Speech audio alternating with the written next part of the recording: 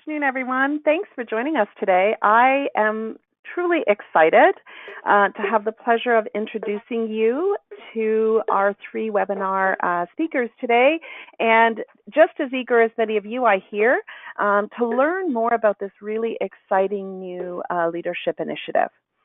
For those of you who don't know, I am the Consulting Director of Community Engagement with our Learning Center, and it is my pleasure to introduce you today to Phyllis Alexander, who is a catalyst for change and currently a consultant with the Promise Neighborhoods of the Lehigh Valley. And she's the project director for Leadership Without Limits Institute. In this role, Phyllis has been practicing her pass the baton strategy by supporting the leadership of 22 mostly millennial student participants. Joining Phyllis is Haashan, who serves in Allentown as a role of Director of Operations at the Promise Neighborhoods of the Lehigh Valley. Haashan is a healthcare and community development consultant. He has invested more than 20 years to become a leading expert in trauma-informed care, restorative practices, and reentry. In addition, he's a Ryder Pool Collective Impact Fellow and a founding member of both the Society for the Healing and Study of Historical Trauma and the Northeast Pennsylvania chapter of the National Association of Black Social Workers. And finally, rounding out our panel, we have Oliver Reilly. Oliver is a feminist, LGBT rights and social justice advocate and writer. He earned a Bachelor of Science in Secondary Education from Temple University and a Master of Fine Arts in Creative Writing from Wilkes University. Oliver has previously worked as an educator, business leader, and editor, and currently Oliver is the development manager at Bradbury Sullivan LGBT Community Center and part of the inaugural cohort of the Promise Neighborhoods of Lehigh Valley's Leadership Without Limits program. Welcome to the three of you. I also want to acknowledge that this exciting initiative, Leadership Without Limits, would not be possible without the dedicated support of the Ryder Pool Foundation, which is a locally based foundation in the Lehigh Valley of Pennsylvania. So welcome, Phyllis, Haashan, and Oliver. Thank you for joining us this afternoon. Thank you for having us. Yes, thank you for having us. Oh, good. So I want to start us out by asking you to tell us a little bit about the intent and the purpose behind the creation of the Leadership Without Limits initiative. Thank you, Sylvia. So this is Haashan. The Leadership Without Limits initiative is through the Promise Neighborhoods, and you have a little bit of background information about us there, our mission and our vision. The intent came out of some work that we were doing. I was a Ryder Pool Collective Impact Fellow, and we were looking at how do we build leadership within the community through nonprofit executives. And I kept asking the question of where's Abuela? Where are the grandmothers in the room? We met for 8 months through the Collective Impact Fellowship. So when we talked about earlier that the funding was provided through Ryder Pool, also was participation. So I just want to say that this work was made possible because of a relationship that we had with the funder where they provided us discretionary funds, and they said, develop a neighborhood level leadership institute, go forth and find folks that can really take leadership over the community over the next few years. So that's where the idea was birthed from. And how did it fit into our mission of cradle to career? Looking at how do we make sure every child that's born within the Promised Neighborhoods graduates high school prepared for the next level of their life, be it college, vocational training, entrepreneurship, military, that they had the tools that they needed to have safe communities and all of those things. Beautiful. So you have this wonderful gift from Ryder Pool to go out and create a neighborhood-rooted leadership program. Tell us about how you set out to design it.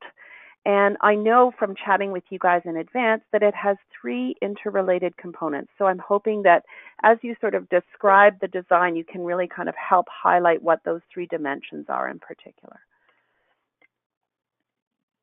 Yes, so we use at Promise Neighborhoods a community organizing model that speaks to relationship building, community engagement, and community capacity building. And we use that as the foundation, our theory of action for the Leadership Institute. Allentown is called the City Without Limits, so we named it Leadership Without Limits, to let the participants know and the community know that sky's the limit, that if we work together, there's nothing that we can't achieve.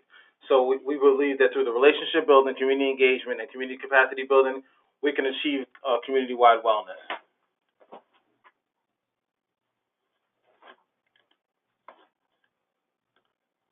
Yeah, so tell us a little bit about how that process, what the design process that you went through to kind of develop what to me is a really unique and exciting model. The design process? Yes, please. Is that what? Okay, this is Phyllis. So the design process started with us thinking we needed to co-create the program with community. So Haashan did some research with respect to best practices of leadership institutes, and we made the decision early on that our path, our journey, was to work with students who were familiar with the pain of disenfranchisement, but not necessarily in the middle of that pain. So we made a decision that rather than a leadership institute that taught people agency, how to call to get your problem solved, we decided we wanted a leadership institute that taught people how to be the ones people called. You know that distinction? First, that particular path. Then we decided to co-create everything with the community. So we had a community advisory committee that was comprised mostly of community organizers. We told them what we were thinking. They gave us feedback. Then we bumped it up to another committee, a curriculum advisory committee that was comprised of activists and dignitaries, because we were also trying to build a bridge for our students to the dignitaries. So we pulled them in, let them know what we were thinking, got their feedback, and then we had a session with the faculty so that they got the big picture, they knew what we were looking for, and that they could also give us their tweaks. So after doing all of that, we tweaked, we developed, we implemented. Beautiful. Now, what kind of a time frame did that development process take, Phyllis? Right. That's the interesting thing. When you're planning and doing is not necessarily linear. So I mean, it's like lots of happening all at the same time. You can't say, okay, we're going to do this and then we're going to do that. You got to do this and that at the same time. So we're recruiting, we're selecting, and we're co-creating. You know, our students didn't know that we were, up to the before still. But we had to recruit. You know, you can't wait to create until you get all your students. So you're both recruiting, you're selecting, you're interviewing, and you're creating, and you're getting feedback, and you're tweaking. So we started in about August of 2017, and we had our first class January 20th, 2018. Beautiful. So tell us a little bit about the three components that make up the Leadership Without Limits curriculum that you finally landed on with all this great input from these different perspectives that you recruited. We have three phases to the program. Phase one is the Leadership Institute. That's the 8 weeks worth of development. And then that also includes 3 months worth of mentoring, where they're paired with a one-on-one mentor. So they have the 8 weeks worth of classroom development and then the 3 months worth of mentoring. And then phase two is what we call a community of practice. This is an opportunity for them to be vulnerable, to get out there and to lead discussions around leadership for their peers and also for folks within the community and also for dignitaries in the community to come. This is like a monthly workshop, community of practice, where they get to put the development and the mentoring that they got into action. And then there's also phase three, which is fireside chats. We're having quarterly chats with people from throughout the nation that are coming, that are reflective of. One of the key components of this Leadership Institute is that it would reflect the leaders that reflect the community that's being served. So we looked at the leaders that we had, and we said, how do we develop the next 2 to 10 years of leaders? And we wanted to create diversity. So really we look for non-traditional leaders. So also when we have the fireside chats, we're bringing folks in that are really the epitome of excellence, that are, folks from like D.C., New York, Boston that are going to come down and really talk about some models that they have, some programs they have, and what's the secret sauce to be successful. Wow. What for each one of you would you say is personally been the most exciting or most inspirational part of the program to date? So this is Oliver now. Hi, Oliver. Hello. So for me, one of the most inspiring things has been seeing my fellow cohort members kind of transform throughout this process. For instance, one of our cohort members, most of us on the very first day, sort of had this attitude of we weren't sure whether or not we belonged in this program. And there was one person in particular who, kind of got up in front of the room and was shaking and saying like she was so nervous that she was almost like fighting back tears. And by about our 6th or 7th week, we had done this Strengths Finder assessment, and we had to collaborate with people in the room to form a team based on our strengths.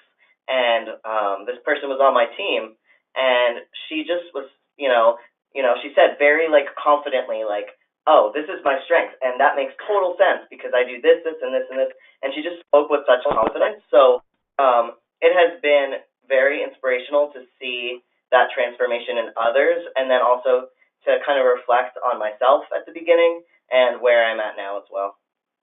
Oh, that is totally exciting. I can imagine why that's an image that sticks in your mind for sure. How about you, Phyllis? What for you has been most exciting in all of this so far? I wish you could see the big smile on my face. The whole process program, all of the people have been it's been exciting and inspirational. And I'd say the highlight for me is the ability of ordinary people to do extraordinary things. So Haashan, I don't want to say ordinary. Of course, Haashan's not ordinary, but he's a regular person. So Haashan has the idea. He partners with people to assist, and we have done something extraordinary. And so just the whole notion of idea, implementation, and outcomes really is a highlight for me. Oh, that's beautiful. Haashan, what for you is one of the highlights? I'm sure there's probably more than one, but if you had to pick one. There have been many. I would say the way the community has pulled together around this cohort. This has not been like this isolated cohort that sat in a basement somewhere and has done this work. I mean, we had support again from initial support from the funder to local dignitaries. When we look at who some of our mentors are, we have local executives that are mentoring people. People really believe in this group and seeing them be successful. From community members, we had events culminating some of our trainings, and 180 people showed up, just community members and family members. And it's really been a rally that is supported and showed that there's a hunger for new leadership. The type of leadership that's being displayed, this courageous and vulnerable leadership, and the response has been overwhelming. And I mean, that's just overjoyed us. So I would say that's been the highlight for me. It's just it's really been a team sport to see this come to fruition. Oh, I know that in talking to you all in preparation for this webinar, one of the things that absolutely inspired me was a key component of the initial leadership class time, where you really relied on a story process to help bring forward people's insights about themselves as leaders. Can you say a little bit more about that process in particular, and why and how you chose to include it as part of that curriculum? So again, we really talked a lot. As Phyllis and I were developing the curriculum, we looked at some national models that exist, and we looked at leadership courses that we had been through, we had led and been involved in. And the one thing that we found was that the magic happened with the support and the teamwork and the camaraderie. So we said, well, how do we really build team? How do we really build community and take this as an opportunity to create this village? And one of the things that the research showed and our experiences showed us is that courageous leadership is what was missing. So how do we really incorporate vulnerability? And from the very beginning, because we had a tagline that an investment in you is an investment in the world. So this was not about folks like Oliver getting these skills and using it to get a promotion. This was about how do you change your community and really contribute to making the world a better place. And we emphasize that over and over and over again. We also use the Ubuntu principle that says I am because we are, therefore because we are I am. It says I am because we are, therefore because we are I am. So we stress that, we're really looking to build a community. And one of the processes was story healing. I worked with Haashan out of Charlotte, North Carolina before in the past, and she has a phenomenal process where she comes in and anywhere from half a day to 7 days and does some things. So we spent about 8 hours with her, and she really helped folks develop their story to really stand in our why as leaders. And then in the evening, we had a story healing recitation where the community showed up, and about 10 of our leaders shared their why. Like why do you put your pants on, your skirt on every day? Why do you show up? Why is this important to you? And that was to build camaraderie, and that was to really ground them in this form of courageous leadership. So the community showed up and they saw something different. They saw people talk about things from throwing Molotov cocktails and being assaulted and difficulty they had when they came to this country and overcoming stage 4 cancer. And it's rare that you'll see leaders stand up and be vulnerable. And that's what we really wanted to tap into. So that's why we started with the story healing process. Wow. And as I hear you talking about that as well, one of the things that strikes me is, man, in the same way that Phyllis, you said the design process wasn't linear, you sure didn't wait either to kind of get your participants through the learning journey before you got them out there practicing the very things that you were exploring and talking about, which I think is pretty darn incredible. Exactly. And can I just ask Oliver, in addition to the Strength Finder class, since we're talking about classes, what other class, Oliver, was a favorite of yours? Yeah, so I was thinking about this recently, and I think one of my favorite classes was, I can't remember the title of it, but was essentially a class where we got to look at what makes a leader, and kind of explore that. But also, it was systems. Systems. So it was facilitated to how do I put this? Like to get us to look at the way that our systems have perhaps created barriers, and this is more related to racial barriers, systemic racism, and how that has prevented some of our community leaders from being in positions where they can actually be leaders. So that was, as a white person, I felt like these are things that I've thought about before, but I don't know everything. So that was a class where I really felt like I learned the most and where I can have the most in my life, in my work, by making others aware of how that our nonprofit organizations, our institutions of learning, etc. So that was the one that stood out to me the most. That's incredible. Can you tell me a little bit about how you set out to choose who the candidates of the first cohort of your leadership initiative are going to be? Okay, so this is Phyllis. Well, we were very clear that identity mattered, and so we wanted millennials, folks of a particular age group, although we also value intergenerational learning. So we had ranges, we had different ages, with the bulk of the students being 25, 34, that kind of a thing. We wanted to make sure we had folks whose voices are not typically heard, not often heard, not heard enough. And so we wanted to have Black African heritage and Latinx folks. And we wanted people who if they didn't live or work in the community, were connected to the community in some way, the community that we're serving, as well as people who were going to be in the community for the next couple of years, because part of what's required is that we pour into them so that they can pour into their community. So those were some of the criterion that we use with respect to how we chose folks. And how did you have a list of potential candidates in mind, or did you kind of draw? Is this another place where you drew in, the different advisory groups that you had pulled together to kind of build an initial invitee list? Like, how did you attract them to you? How did you find them? It was both and plus all. We had again, yeah. We had people in mind. Our advisory groups recommended people, and we did social media. We promoted it. So what was it, Haashan? About 30 to 40 people applied through all of our different avenues of recruitment. Well, we had a lot of interest. Mm-hmm. We had a ton of interest. I mean, it was the talk of the town. However, we had an application process and an interview process, and the application process, I think, was a deterrent for some. It was an encouragement for some folks and a deterrent for others, because it was really, I don't know the language you used. It was challenging. Like it challenged people's.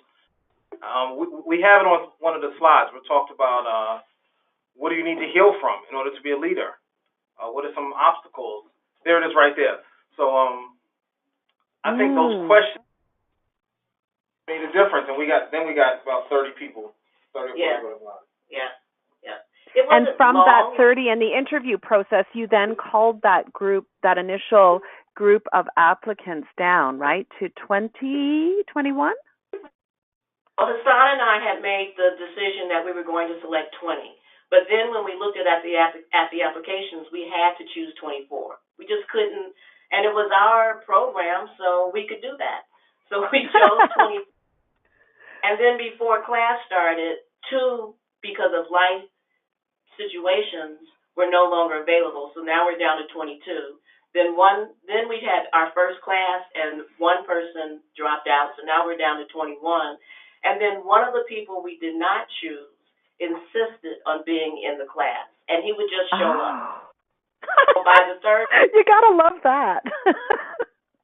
Just kept showing up. Haashan There's leadership for you. Oh, good for him. Yeah, so by the third class, Haashan and I said, why don't you introduce yourself? We're now part of the class. We ended with 22. Yeah, and now we have a waiting. We have a waiting list as well. People that are interested in it. Looking back, would you say that's about the right size for a cohort? That notion of like 22 to 25 people? Or do you think you could do you have the capacity, do you think, to make it a little bigger? So for the next cohort, we talked about going up to 30, up to 30, but I don't think it could be any larger than 30. Yeah. Okay. I mean, groups lose their cohesion after about 12, so we really had to work hard. Our primary goal was to build a cohesive group. So we'll talk a little bit about that the curriculum was not as relevant as the team. And so you got to be careful with the numbers unless you're going to do a lot of small group work, So we incorporated things like food, we incorporated interactive activities, we incorporated reflection. So if the group was too large, I think that would inhibit it from developing the closeness that it did. The majority of these folks did not know one another coming into this process, and now spend a lot of time network with one another. That's incredible. Yeah, we had one husband-wife team. You had what? Sorry. We had one husband and wife team couple. Oh, that's interesting. It's been very interesting. They've gone through it together. So, is there anything more you want to kind of highlight? Oh, sorry. Go ahead. I did want to highlight. We used we had a partnership with our local health center, our local health network, to use their facility. So we had a state-of-the-art facility that we used. I'm talking about. It was brand new when we started using it. I mean, High tech. High tech. Anything you can imagine, it had there. I have this Alexa at home, and it has a million Alexas attached to it. In terms of the screens, you have 3-4 room, chairs with wheels, like it has it all. But that was a great opportunity because that said to our folks that they are worthy. We didn't have this in the basement of an old rec center or a dilapidated school. We had it in $1 million state-of-the-art facility, and it said to people that we're serious. When they showed up, they saw that this is serious, that we're going to treat you as professionals, that we're going to pour into you, and that we expect you to produce and show up, and they've done it every day. That's incredible. Fed them well. We didn't give them pizza and hot dogs. Yeah, we did feed them well. So we invested in some things that typically for neighborhood level programming are not invested in.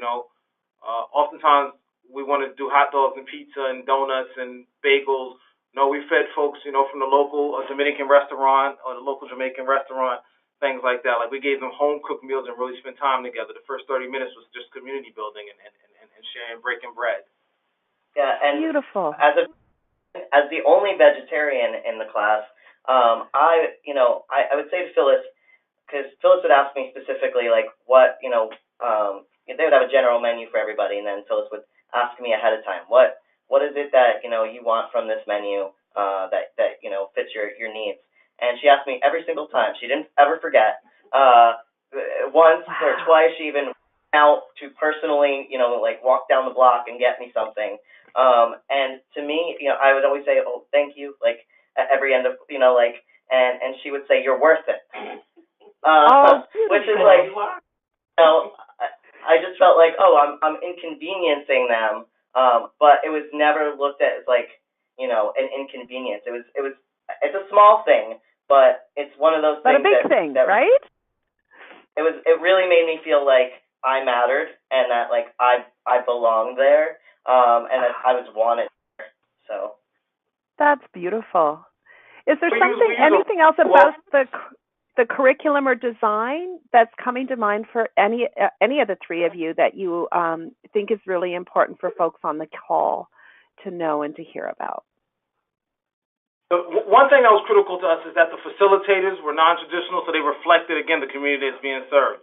We looked to experts that we wanted to make sure that people saw themselves in the leaders that they saw and that they knew that the potential was there. So the experts that we turned to were folks from the community also.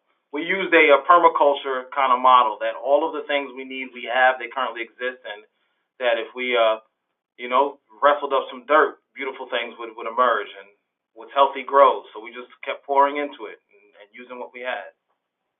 And it's also powerful that these leaders are rooted in your community, right? So the facilitators are still people that can be accessed if there's questions, I would guess, after their presentation or their component was done, yeah? Correct. So maybe starting with Oliver, can you talk a little bit about the mentoring component of the curriculum? Yeah. So how was it for you? What kinds of stuff did you cover? So we have just started our mentoring component, and it's 3 months of one-on-one support from a mentor who's a leader in the community. So we were all paired up with different mentors. I am lucky that my mentor is actually Phyllis, but other people have, I guess we have the superintendent, executive vice president of the United Way, and other community leaders. And so it's really driven by the leaders from the program. So I had to reach out to Phyllis and set up our meeting, and it's whatever sort of support that you need from your mentor. And so we have a community of practice, which is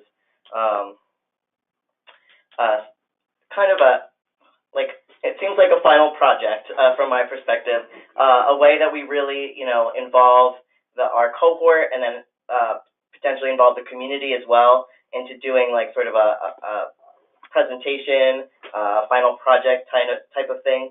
And so far I've met with Phyllis once to discuss some of my ideas for that, as well as some of my ideas for just things I want to do within the community. And really, it's there's no it's whatever Phyllis and I discuss our mentoring relationship will be like, and we sort of I shared what I needed from her as a mentor, and she shared her vision for what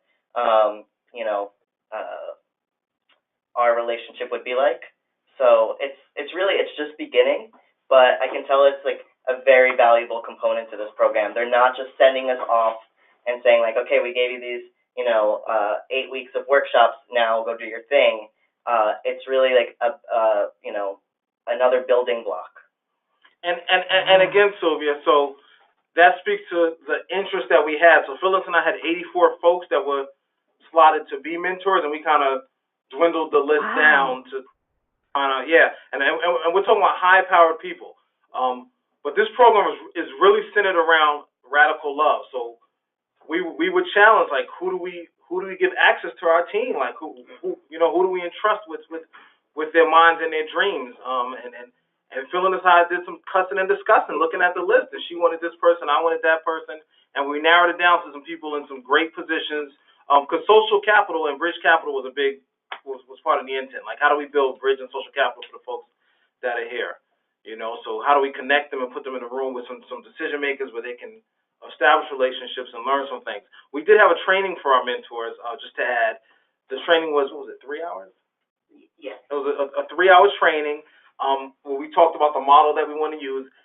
So our overall model is a relationship-based model, and we talk about authentic relationships. Healing, excellence, and wellness occurs in relationships and within community. We wanted to emphasize to people, though, that the mentoring component is action-oriented. So you have 3 months to establish specific goals that you're going to help them accomplish. So this is not although the program is built on developing a support system, this component is a support system, but also it's action-oriented. What are you going to do? You need to be doing something with this time together. So this is not a long-term mentoring relationship unless they choose for it to be. This is you bringing the skills that you have to the table, helping our emerging leaders understand like how to network and utilize the network that they have and to accomplish something. That's amazing. Can you tell me, because I know that your first cohort is still making its way through the curriculum. What are some of the impacts that you've already started to see as a result of this work, the development and the launch? Well, I'll highlight a couple. We've had a lot of outcomes after just the first few weeks. And again, I do want to emphasize that we intentionally chose folks that we could be successful with. We decided initially we were going to do a neighborhood level leadership program, and we looked at the models. And that's a traditional neighborhood level leadership program looks at, if your trash can falls over, who do you call at the city? And we said we wanted to go above and beyond that we really wanted to look at some structural changes over the next 2 to 10 years. Who are the folks who are going to lead this community over the next 2 to 10 years? So we chose high potential folks. We didn't choose the folks that are closest to the pain. We chose people that have made it through the pain, made it out, have connections, still live in the community, still love the community, still have family members that are in the pain. But again, we chose high potential people. I do want to say that one caveat. So these are the folks that we want to be high level leaders. So they had what it took. They just needed that extra boost and to get that social capital. So what we've seen is one of our leaders has been appointed to one of the state universities' board of trustees. I mean, she's 24 years old. She's the Latina, the youngest board of trustee there. We had another one that organized a trip to D.C. to the African American Museum, coordinated the whole thing, where about 6 people went down to D.C., stayed in one home, ate together, shared, viewed the museum, talked about how to bring the learnings back to Allentown. So it was really about engaging folks that already had the skill, but to feed the will that they had and to support them in those decisions. And then when Oliver put together his slides, he just impressed me even more and made me realize we have to go out and talk to people about the individual successes that they had. So I'll let Oliver tell you about some of the outcomes that he's had since the program. Yeah. So for me, I questioned at the start of the program, am I a leader? And when I saw, like I said earlier, that everybody else, with the exception of maybe one or two people, also seemed to lack that confidence in themselves, I felt like, okay, we're all on the same page. We're all in this together. And throughout the program, I tried to overcome that self doubt and make some strides for getting more involved in things and making sure that I had a seat at the table. So some of the things I tried to do to involve my fellow cohort members. So I recruited one participant for a pride committee. So my organization plans the regional LGBT Pride Festival, and I recruited one of our cohort members to be involved with that, to give him an opportunity to show up as a leader. And just supporting cohort members in their own efforts has been something that I've tried to focus on. So my strength was recognizing the strength in others, and so I really tried to hone in on that. And when somebody is working on a project, offering them, encouragement and kind of pointing out their strengths and such has been a focus for me. Personally, I got involved with the local Planned Parenthood, and so I'm the first transgender person appointed to their board. I'm awaiting appointment board of another organization here called the Center for Humanistic Change, and I got involved with that because we had someone, the executive director, come out to one of our classes and share a little bit about the organization, and I approached her afterwards, and I looked at their website and I saw their board was all it was all women. It was all white women. So I had a conversation with her and kind of shared that I think that as a trans person that it would be valuable for me to be on the board because I could offer perspective, and also discuss with her, what I noticed upon looking at their website, that, you really have a very homogenous board. You may want to look into, adding some new members to that. So I received notice that they would be interviewing me, essentially, at their next board meeting. And then I'm also planning to do something sort of similar to the Leadership Without Limits, not quite as involved as what Phyllis and Haashan have done, but I'm planning a trans leadership cohort for local transgender people in the Lehigh Valley, to get them involved in some of the things.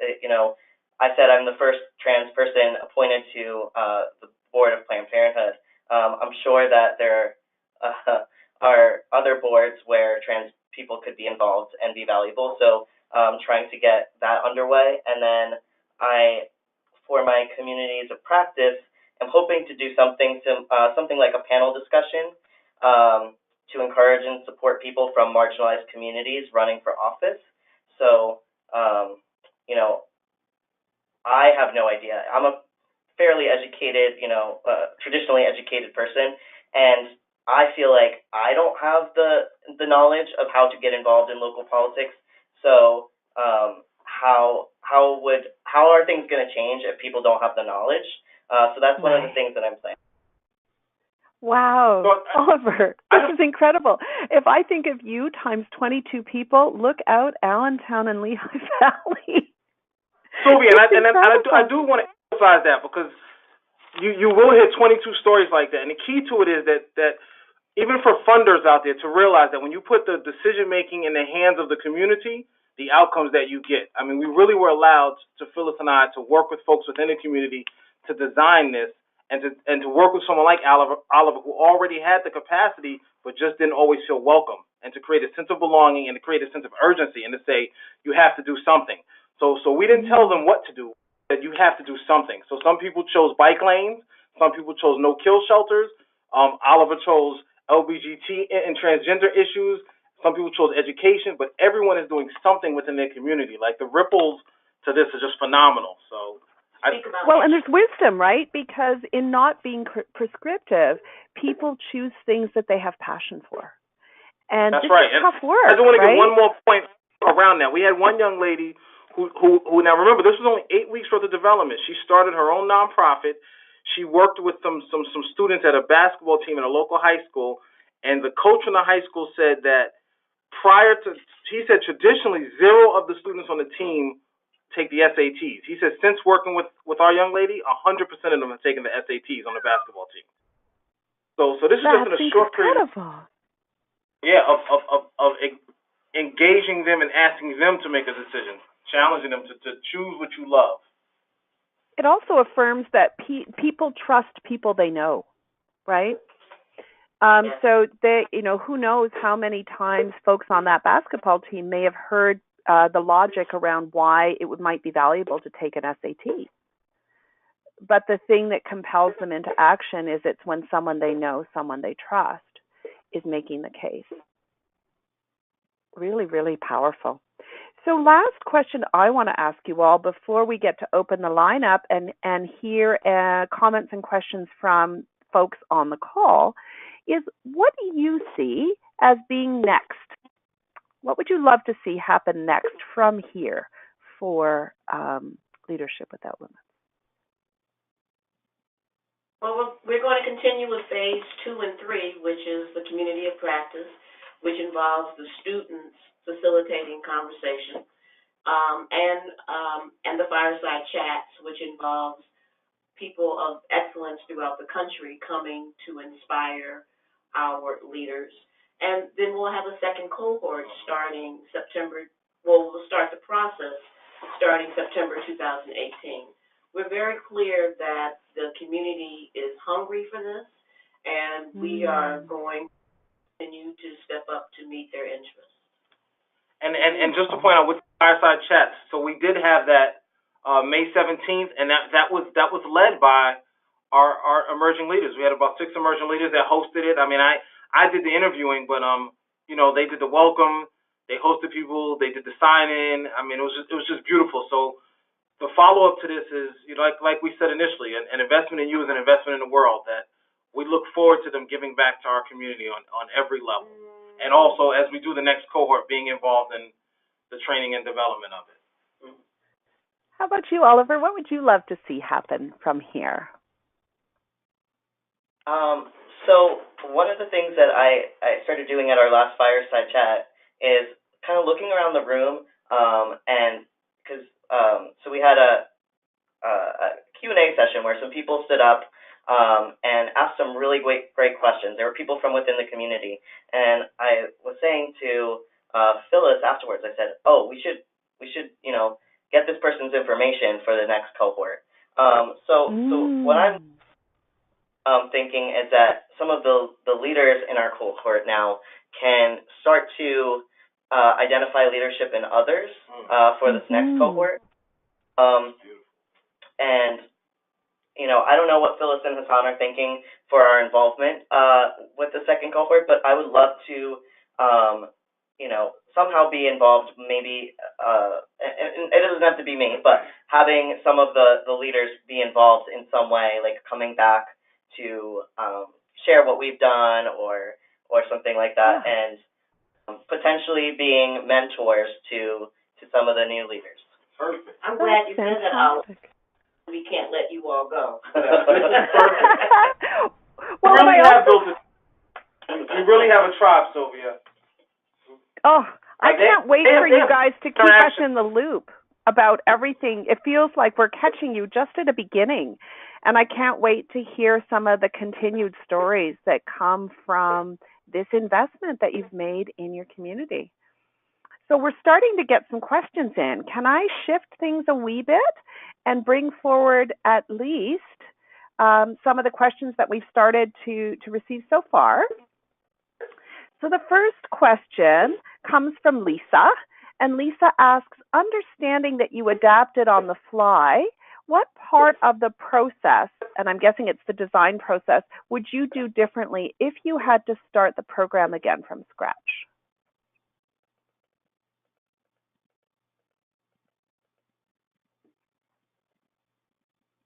I kind of get caught up with the phrase adapted on the fly. This has been a very thoughtfully conceived and executed program, and we adapt to reality. We don't stick with a thought, just like we said we're going to only accept 20 students. Well, we accepted 24 because it made sense. So it doesn't that's adapting on the fly. I feel like it's being in real time and and and serving the needs of our students and our community. And what would you do differently? Looking back, anything? I personally can't think of any. Well, I don't know. Maybe we need a third person or something involved, but I can't think of anything. But I'm sure. No, we wrestled early on with, do we have 12 sessions versus 8 sessions? I don't think that's realistic with the resource. I mean, we'd have more money. That's what we would do differently. So we, right. But I think we're very pleased. The students have been very pleased. I don't know. Yeah, that's. Yeah, and I think that if anything were done differently, we wouldn't be where we are right now, which is in a place where I feel like the people in my cohort feel very empowered and feel very much part of a family. So, I mean, it seems like like we should have something to say. Yeah. But I really don't have anything that I would have wanted to be different. I will add to answer Lisa's question. So that doesn't mean that everything was perfect. It means that it was perfectly imperfect. So there were times where things work out the way that we had intended them to. And Phyllis and I just walked in the room and said, here's the truth. Here's what's going on. This person can't show up because, they had a family emergency. Such and such is going to teach the class. And it turned out great. And I think it developed trust that we were able to be honest and be human and in the process. So it's not that everything flowed perfectly, but I think the imperfections showed them like these people genuinely care and they're real people. Phyllis and I were never perfect. We didn't our facilitators to be perfect. So I think that's why it's hard to answer that question. It also makes it more, it makes it less scary, I think, to accept the call of being a leader that you were putting out there to those cohort folks. If they saw sometimes stuff didn't work out perfect for you either, but it still worked, right? And so they don't have to have whatever they choose to do in the community be perfect to have it have a powerful impact either, which is great. That's a great point, Sylvia. So Yosef asks, is this program something that can be replicated in a different area? And what elements of it do you think are tied to your area in particular? Good question.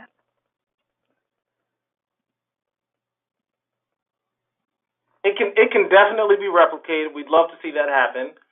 I would say from the programming perspective, again, I keep going back to the funder. I think the discretionary funding is what you need. You have to have flexibility.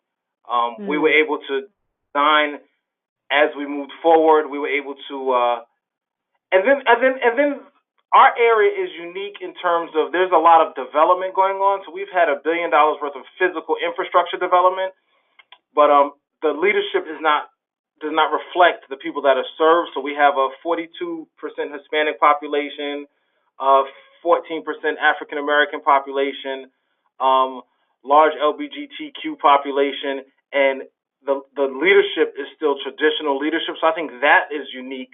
Well, actually, probably not. But I think is why we have some of the hunger that we had. So there were people. It's kind of like, I don't know if you played double dutch before, Sylvia, but there's folks like waiting to jump in. They're waiting to jump in, like the ropes turning. So when we made the call, we found the folks that they said didn't exist, and they showed up big time. So I think some of that may be unique to the economic situations that's going on here, but there are niches everywhere. But I am hearing a common thread around relationship. Phyllis, Haashan, you have great relationship in the community, but also in the, in the halls of power or, folks that are kind of more established in their leadership. Oliver, it sounds like, you've had roots in the community for some time. And so those things together, I think, have been, I would, like from the outside looking in, it would seem to me that that's a foundation. That's key. And also, we did have the outside consultant that came in and talked to us. I mean, so Phyllis was critical because she was able to organizations' needs from the outside and say, this is how we can do this. From her national work, she was NCBI, so we did have that. Right. Beautiful. We're grounded in relation rather than transaction. Beautiful. So another question has come in. I think one of the comments one of you made was the permaculture approach. And they're asking, can you speak more about that and the idea of bringing in outside experts? There's definitely a need to make local connections, but how did you balance the local with the outside expert? Kind of two questions in there, I guess. Yeah, it's kind of two built into one. So again, when we use the permaculture approach, we know that we are enough. So the foundation of the program, Oliver kind of spoke to that, is you are enough, and that's also to our community. So we're constantly affirming individuals and communities that historically have been disenfranchised and viewed from a deficit model, and we know that we have all we need within our community, and we want to utilize the resources that exist. Now, that doesn't mean that we can't bring someone in to bring a skill set, kind of as a vendor, not in a transactional sense, but to come in to bring that skill set as a consultant to, like Haashan came in and did some of the story healing with us. But we're in relationship with her, so she's part of our community, although she doesn't live here. Right. And we were developing local leaders. So there's always this idea of it's gonna be led by folks on a local level. So a perfect example would be if someone wanted to do this in Lincoln, Nebraska, and they brought Phyllis in. Phyllis is just coming in to help them to fertilize the soil that they have. Right. She's not gonna stay there. She's just facilitating a conversation, and that's kind of what Hannah came in and did. She just came in and kind of facilitated pulling out our stories from us. So you're enough. You have everything you need. Sometimes you need that outside observer to ask the right questions to facilitate. So I'm aware of time, but there's one last question that I want to make sure that we just kind of put out there for a quick response, and then maybe some more follow-up if needed. So this is from Nancy. She's impressed with your focus on healing vulnerability and courage alongside excellence and high expectation. I don't feel we stress this enough in leadership, especially where there is so much systemic harm. What about those who are still healing? Might there be a way to engage them in the future? Can you also say where we can learn more about the story healing process?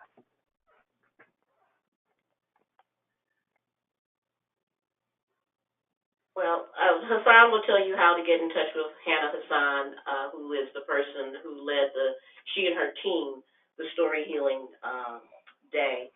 And we'll hold that as a link. We can send that as a link afterwards for sure. Right. And I don't know, what about those who are still healing? I don't know anybody who isn't. I'm still healing. So yeah, but it's that readiness piece, I guess, right? What? It was sort of like they've kind of made it through the pain, I think is part of what Nancy's referencing, right? Yeah, I don't know what to say. How do we work with the people who are still in pain? I think it's about hope.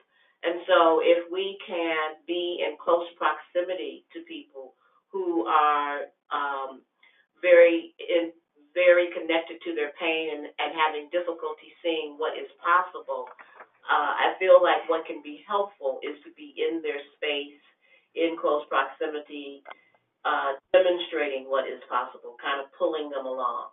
And we have add the other components. So the community of practice, the community is invited to that, so they're learning about leadership.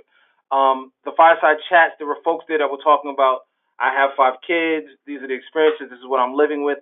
So we have a continuum of programming. Like this evening, we're having a community a community visioning boarding party. So folks are coming and they're sharing their individual visions, and then we're going to ask the question of, what is your vision for Allentown?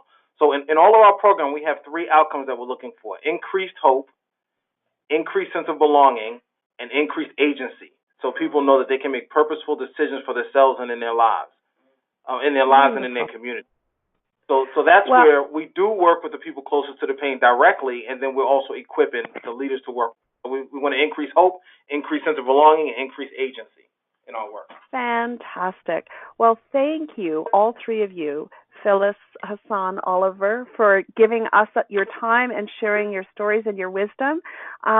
We really, really appreciate you sharing this exciting initiative with us. And I'm going to turn it over to my colleague Duncan to wrap us up. Yeah, thanks, Sylvia. Thank you, guys. I just wanted to reiterate Sylvia's words of thanks, that I really appreciate the different perspectives that you've brought today. And I was trying to think of what to say, but I saw a comment from someone attending the webinar that I thought sums it up pretty well. This is from Sarah. This has been an incredible opportunity to get insight into an example of building leadership capacity and serving your community well. So thank you very much for all your thoughts today. And I wanted to thank everyone on the line for joining us and listening today. I just have a few short announcements about some upcoming learning opportunities. If you're interested in joining our learning community, these might be of interest to you. On October 1st to 4th, you can come celebrate community change at the Community Change Festival. Over 4 days, explore the 5 competencies every change maker needs to move from ideas to practice to impact. Through workshops, open space dialogue, tools, immersive tours, and peer input processes, you can go deep into one approach or advance your skills in each. And this event is going to be held in Toronto, Ontario. As well, you can also join Tamarack in Vancouver, BC, and meet allies, access new tools, and discover emerging and innovative practices with leaders from across the nation. Together, we'll celebrate our successes and co-generate impactful solutions to eliminating poverty nationwide. And that event is happening June 12th to 13th in Vancouver, BC. And finally, we have a unique event taking place in Ottawa on June 25th and in Kingston on June 26th. This is an interactive workshop that focuses on the core leadership competency of trust building. Collaborative success requires the engagement and commitment of partners to the common cause, and lack of trust can take collaborative efforts off track. But little attention is often paid to actions which build trust, create connections, and deal with mistrust. Participants in this workshop will walk away with ideas, tools, and approaches to effectively engage diverse community partners and intentionally build trusting relationships and collaborative impact. And this event, as I mentioned, is June 25th in Ottawa and June 26th in Kingston, and features Tamarack's Liz Weaver. Thank you again, everyone. In a few days, you'll receive our follow-up email, which will include a link to the audio recording of today's call, as well as some of the learning opportunities I've just mentioned, and a few other resources that were mentioned during the call. To learn more about upcoming learning opportunities, including workshops and free webinars like this one, you can visit us at tamarackcommunity.ca. Thanks again, everyone, and I hope you have a wonderful day.